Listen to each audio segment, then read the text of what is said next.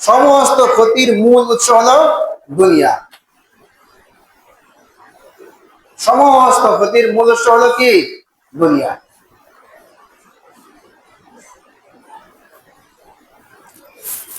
এই জন্য রাসূলুল্লাহ সাল্লাল্লাহু আলাইহি ওয়াসাল্লাম সবসময় আখিরাতকে প্রাধান্য দিয়েছেন। কারণ দুনিয়ায় আপনি পরিশ্রম করে কয়টা বাড়ি করতে পারবেন? কয়টা বাড়ি করতে পারবো আমরা? মনে করেন আপনি পরিশ্রম করে আপনি মানিকগঞ্জ পুরো জায়গা কিনে নিলেন, কিংবা একটা শহর কিনতে পারলাম, কিংবা ঢাকা শহর পুরো আমি কিনে নিলাম পরিশ্রম করতে করতে। আপনার এই পরিশ্রম করতে করতে কি হলো?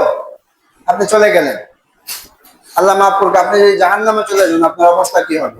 আর একজন মুমিন বান্দা সে কিচ্ছু করতে পারবে না, কিন্তু আল্লাহ তাদেরকে সময় দিছে, সময় মতো নামাজ আদায় করছে, যতটুকু পারছে হালাল ভাবে চলছে।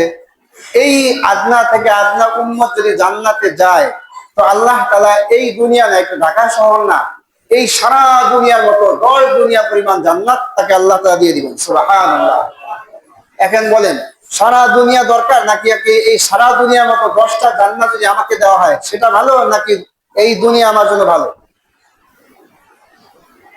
এই দুনিয়া ভালো, নাকি এই দুনিয়ার মতো সারা দুনিয়ার মতো 10টা দুনিয়া সমান যদি আপনাকে আমাকে দেওয়া হয়, তাহলে সেটাতে খুশি না বেজার? আমরা সবাই খুশি। তাহলে পরিশ্রম করে আপনি কতটুকু করতে পারবেন? আমার এবার প্রশ্ন করি, উত্তর দেন। মনে করেন সারা পৃথিবী কিনে নিলেন, কি হইলো? কিচ্ছু হইলো না। এই জন্য সাহাবায়ে কেরাম রাদিয়াল্লাহু তাআলা আনহুকে বিভিন্ন কাফেররা বিভিন্ন ভাবে শাস্তি দিত।